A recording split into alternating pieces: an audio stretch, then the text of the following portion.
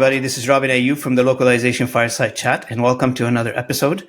Today, we are recording episode 121 on this channel. I welcome everybody. I welcome the audience. I welcome the guests that we have with us today. Today, we are talking about a very important topic, and today the topic is bringing the language industry together in Canada through a conference that's taken place in Calgary on October 18th.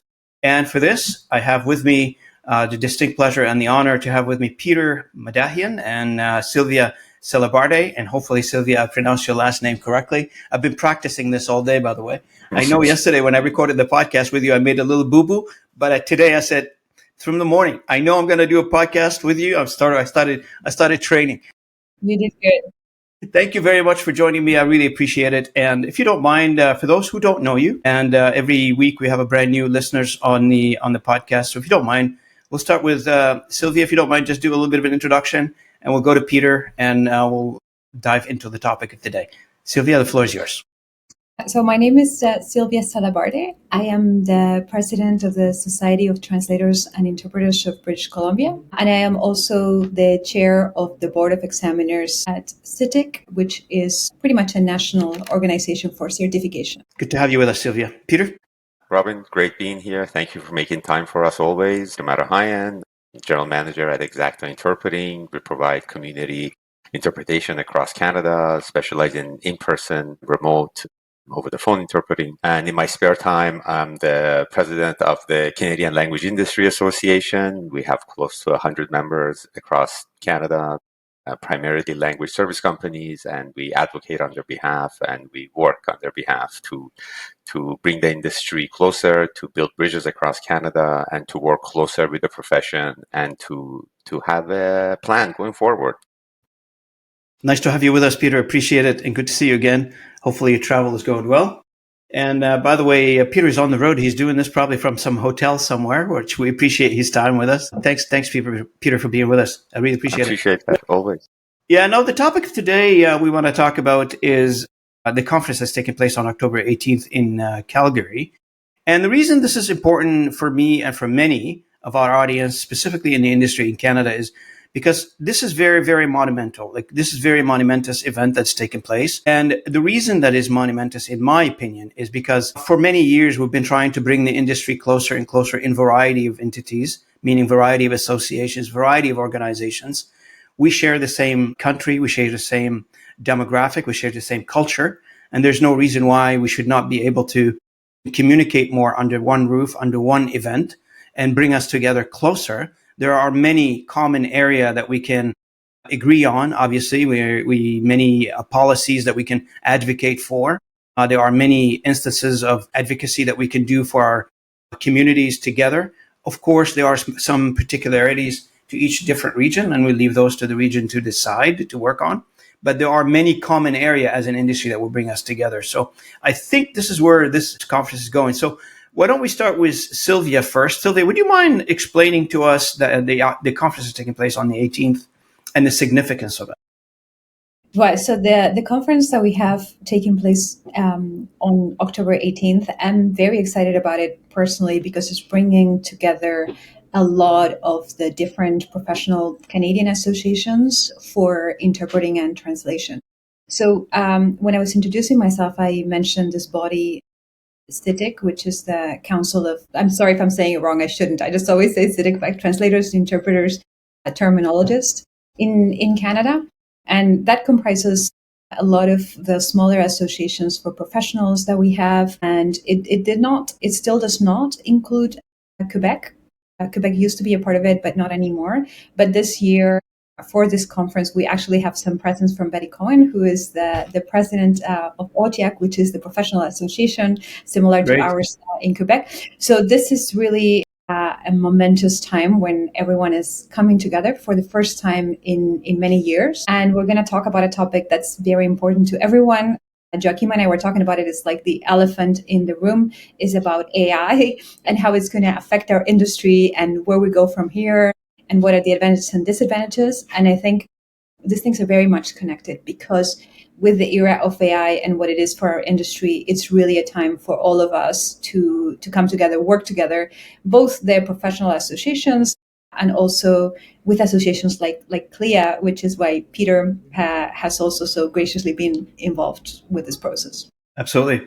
And Peter, from a CLIA perspective, from the Canadian language industry perspective, what do you see in this conference for us as an industry and as an association? Well, I think it really brings us closer on two fronts. One is, I think, advocacy, and the other one being knowledge sharing. We are at the we are at the two sides of the same coin. We have the industry, we have the profession, and over many years we've worked together. Some have been good years, some have been not so good years, but I feel like we are at a point that we really need to be more united. I feel like with the AI that's happening, with the way that it's impacting really the processes and workflows across every sector, every industry, specifically in the language service industry, and the effects that it's having in not just our processes, but also how do we regulate these things, or how are we advocate for the interpreters. So I think this is something that affects both of us and both associations, and it's a great time for us to be coming together. And we're very happy that because of the work that we've done over the years, we are in this position to be able to do this, and more importantly, to have partners that feel the same way. To have somebody like Silvia, who's out in Western Canada and reaching out and helping us, and to have Betty Cohen traveling from Quebec and coming. And so this is having these people be there in person and put the time in, I think means a lot. Mm-hmm. I'm also planning to be there, so being in person there, I feel like adds more value to network with the other heads of these associations, and to really show solidarity and the importance of why we need to be there. Absolutely. Now, I really appreciate the description that what you both are giving to this. I've got a couple of items for you. One is we talk about AI impact quite a bit, and Silvia mentioned that one of the purpose is to see how we are going to deal with this. I have twofold of this question. One, are we a bit late on the AI conversation as a unit, as an industry? I think this conversation has been taking place for 3 years now or more, but it's never too late to have more conversation. That's not the point at all. More conversation, the better. And the second fold of that is, are we focusing on AI for the purpose of demonstrating value that the human bring to the equation? Because remember, associations are not made of AI, are made of people, and are made of people that they are doing the actual work currently. Although there have been many threats of technology in the past, this too shall pass, I'm assuming. We'll see how that goes. Can somebody comment on this from both of your perspectives? Silvia, why don't we start?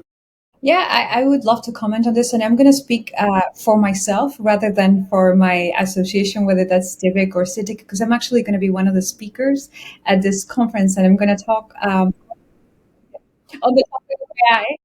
And I have been talking about it with one of the speakers, Joachim, as well, who's also a big expert on AI and how it's affecting the translation industry. So my personal view, just speaking for myself, is that AI should be seen as an opportunity. It should not be seen, I wouldn't agree with like something that's just going to blow over and we should just forget about it and keep thinking it's going to keep making mistakes. It's probably going to get better. It's amazing in many ways, and it's probably going to get better. And my message is, let's accept the situation as it is. Let's use AI when it makes sense to use it. As Robin and we were discussing in that other podcast, let's not use AI when it does not make sense to use it, or in very high stakes situations. And I think it's not just a matter of like ignoring AI. That's a terrible idea, in my opinion. It's not even a matter of cohabiting with AI and being like, okay, there's AI here, I'm going to do my work. I would like to think that we want to get to a place of enhancement where, because there is AI, we as translators, as human leaders, as people who carry the intentionality behind it, we can actually make our workflows better and provide more language access for the community. That's kind of my take on it. Absolutely. Peter, would you mind addressing the human part? Yeah, OpenAI just released a paper, I think last week or the week before, saying that, what they call hallucinations are always a part of artificial intelligence, because these LLMs are based on statistical models, and statistically you're always going to have data that's going to be irrelevant. Mm-hmm. and the system won't be able to tell the difference between what is relevant and what is irrelevant. So I think that human part is really needed to really make that final decision, to be there to so I think the volume, the output is going to increase dramatically. But I think it could be an increase of things that are not good, versus managed increase. And I think that's where, as LSPs across Canada, larger LSPs have teams that are working on how to use AI better in their systems, in their workflows, in their processes. But the smaller ones, which are the majority of our members, they're still learning about how to use it. How do they bring it into their workflows? How do they use it in their processes, as to not just deliver language services, but also in their administration of tasks, in quality control, uh, management of intake, things like that. So I think really understanding how to use AI is more important than what's happening with AI, because it's changing every day. Every day there's a new model Yeah, of coming course. out with new capabilities. But I feel like a lot of people haven't still been able to really use that to what's available, use it to the best of their ability. So that's sort of where we look at from the human aspect of our members. How can they leverage this as a tool in their toolbox and be able to deliver a better quality of work? Absolutely. Question for you: would there be any academia, or what's the academic involvement in this conference, in this particular event that's taking place on the 18th? Would be universities or colleges be represented? I think in terms of the speakers, so there are only four of us, four very, I would want to say, very well-known speakers, including Joaquim. And I know Rula, who's also speaking. She's a university lecturer. She is vice president of FIT Global, which is a huge translation organization. And I know that she's also going to talk about like the ethical aspect of AI and how that all plays out.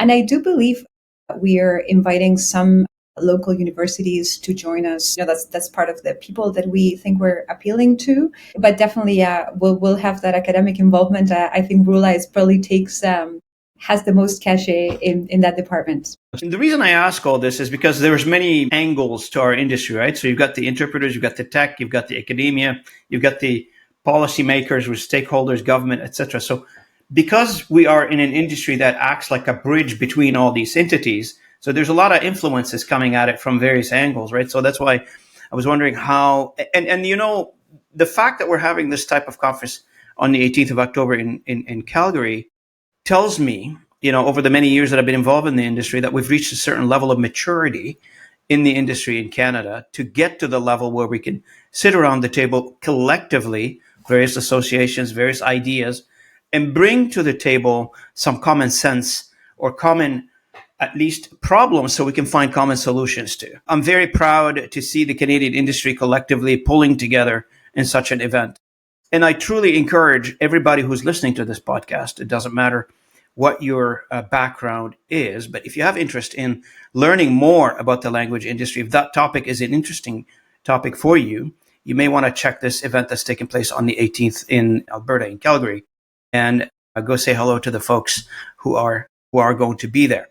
One of the surprising factor for me, which I know Betty has been on this, please say hello to her from me. If you see her, I won't be able to be with you, but if you see her, please tell her I said hello. She's been a guest on this when she became president of OTIAC. She's been a guest on this channel. I really enjoyed my conversation with Betty, and I think she's doing a great job for OTIAC.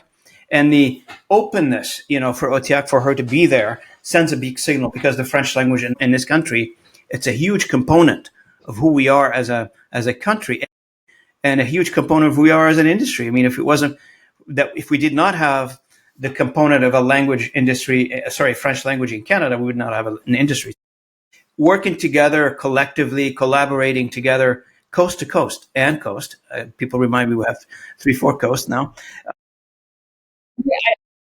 Make sure we cover all the bases, right? It's very important.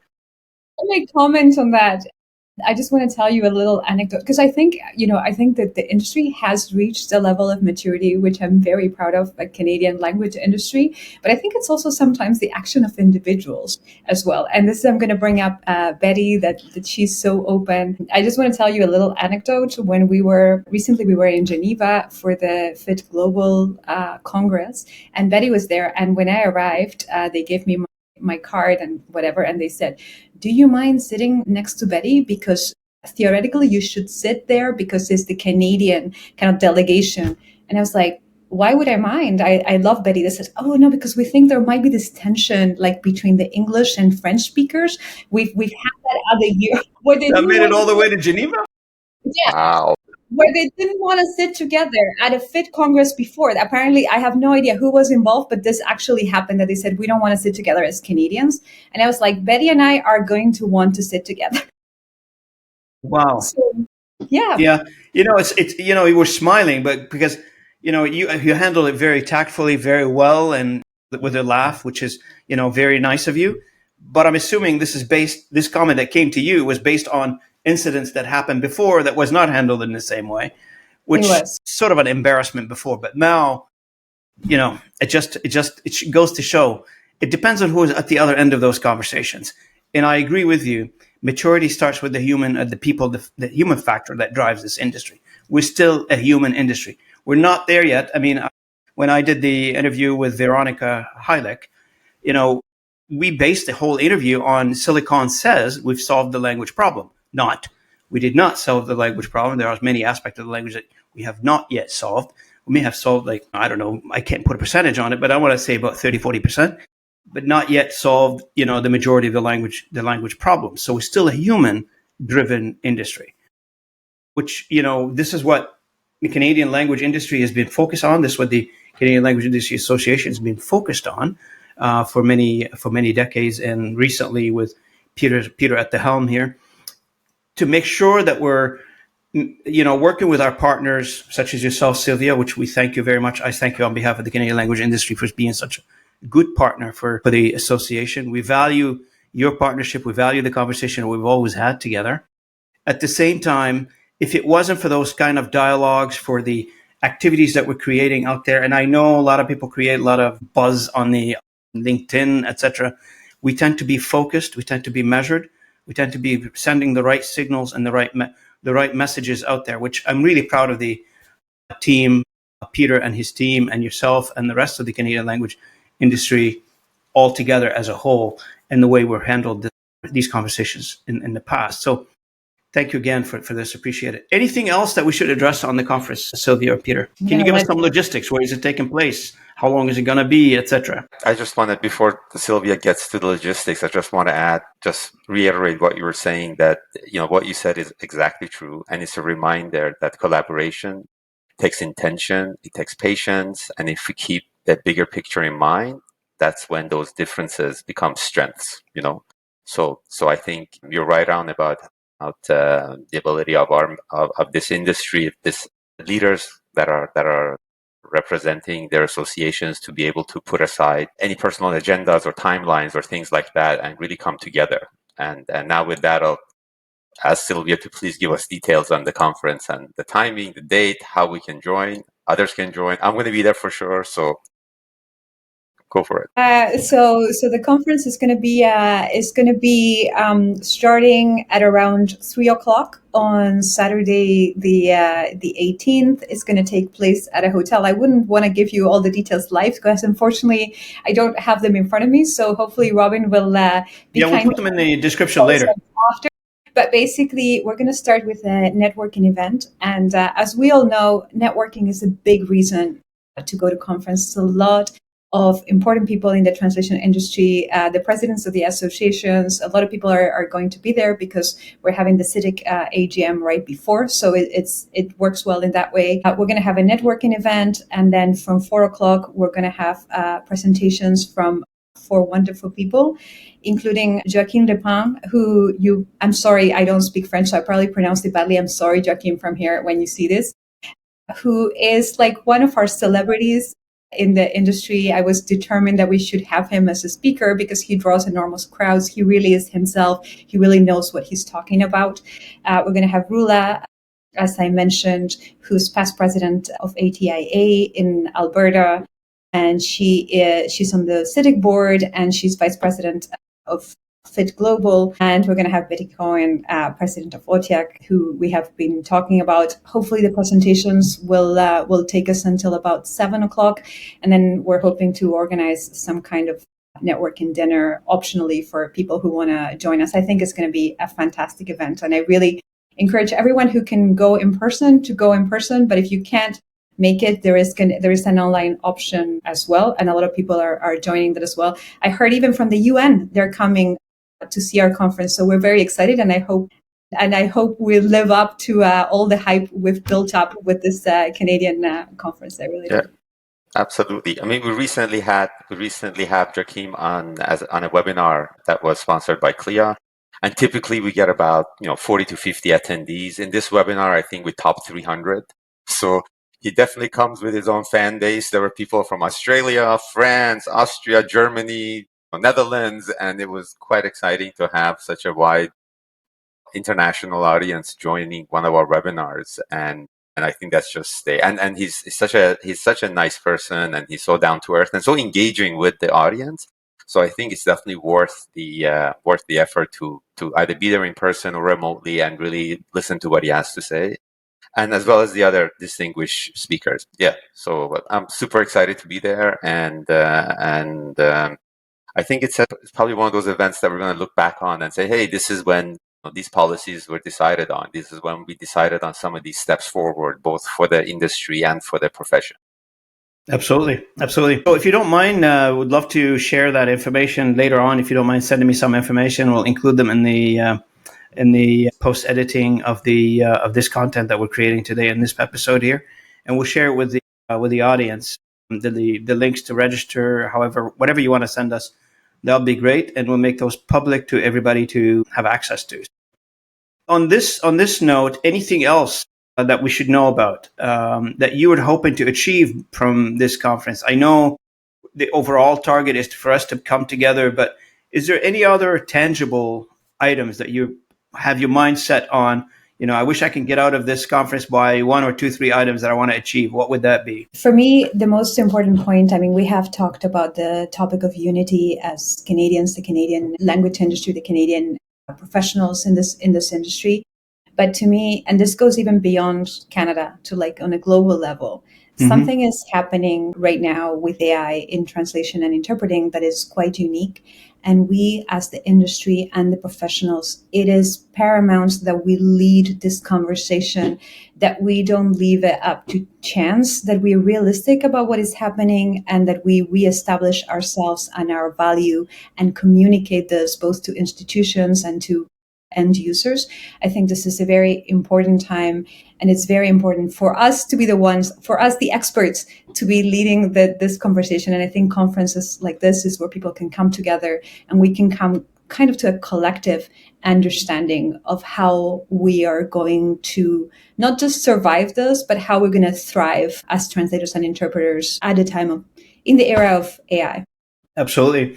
Peter, and I know you and I have talked about, that whole coast-to-coast presence for CLIA. So I'm assuming that fits that agenda of being present to Canadians in the Canadian language industry across the country. I'm assuming that that's part of it, but I'll let you get your takeaway there. Yeah, no, absolutely.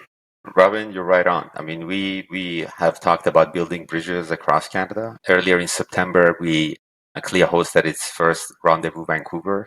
The first time that we were. Congratulations. I heard that went very well. Absolutely, yes. With Silvia's help, we had over 35 attendees, and we were in the brand new. Very good. Congratulations. LaSalle College in Vancouver. We're the first event that they ever hosted in that facility. So a lot of firsts, Excellent. And absolutely, yeah. And it really was about bringing the message of what is the Canadian language industry stand for, what is our message to our members? What is our message to the greater associations, the professionals? And that's a message that we want to continue across Canada. We're planning for Rendezvous Halifax. We're heading east earlier in early in 2026. And we want to do the same thing. We want to engage with the audiences there, and we want to engage with members, new members, potential members, and linguists, and other associations, and really with the goal of establishing a presence. And when we were in Vancouver, we heard from the people who were there. They were so engaging and so, in a way, appreciative of this opportunity that, we've been emailing them back and forth, and we're thinking about making this an annual event, to make sure that they annually show up there and to basically, so we heard that. And same thing for Eastern Canada. The same ideas for us to do the same thing, to land there, to find local support, and continue building bridges from coast to coast, and then to coast, Absolutely. as you mentioned. Absolutely. No, this is great, for the initiative that I see the CLIA members and the CLIA board under Peter's presidency is taking. I'm very proud of you guys, very proud of what you guys are doing. And, going on to the strategy that we've desired to put together for the past few years, now it's coming to fruition. And I really appreciate the effort that you guys are doing. Coast to coast, we're no longer a Toronto, Ottawa, Montreal kind of an association. We are coast to coast and a coast kind of an association, bringing everybody under the tent, which is the overall for us, is the interest for us would be the Canadian, the industry in general. And how can we make it better? How can we preserve the teams that we have, the human assets that we have, the human capital that we have in the industry, which, yes, technology is going to come in and it's coming in every day and every day is getting better, fine. But there's a human capital involved that is going to drive all this, either to monitor it, to engage with it, to make it better. Whatever the function is going to end up being part of that, it's all going to be part of our conversations going forward as an industry in Canada. And I really appreciate what you guys are doing. This is phenomenal. Thank you, Robin, for that. And as I mentioned earlier, what we're seeing today, a lot of these seeds were put in the ground with your own hands. As the previous president of ALIA, who was part of the rebranding to CLIA, I know you and I sat through a lot of meetings, a lot of brainstorming, with your vision of uniting Canada, the Canadian language sector, to what it is. And I think it's taken time, but so I think for people who have been a part of this journey, they realize your contributions to it, and I really want to applaud you for that. And you're part of this journey with us, and I think it's just such a good setting for us to be having this conversation with you during this podcast. So absolutely, thank you for your time. I mean, you did. And this channel is yours, guys. Anytime you have an event or you have an announcement to do, or similar to what we just did 2 days ago, if we have something national to talk about, I feel like this is the place to do it. And it's, Mikasa is Sukasa, like I'm not too good at this. Silvia, correct me if I did it right or wrong. You did it good. It was good. So if you want to bring in the topics, and happy to engage with them, happy to use the 60,000 followers that we've got in socials to make sure that they are part of it and engaged with it as well. So, and again, I wish you all the luck. If anything else you would like to add before we wrap it up? Just one more thing. If you can make it, please do come to the conference. Ideally, if you can make it in person. As Peter said before, I hope we can all say, for whatever it is, that this is where it all started. Absolutely. I'd love to make it in person. I'll talk to Peter later on and see if he can put me in his briefcase. Okay. On the way to Calgary. Mm-hmm. All right. I really appreciate it. Thank you so much, Peter. Thank you, Silvia, for joining me today.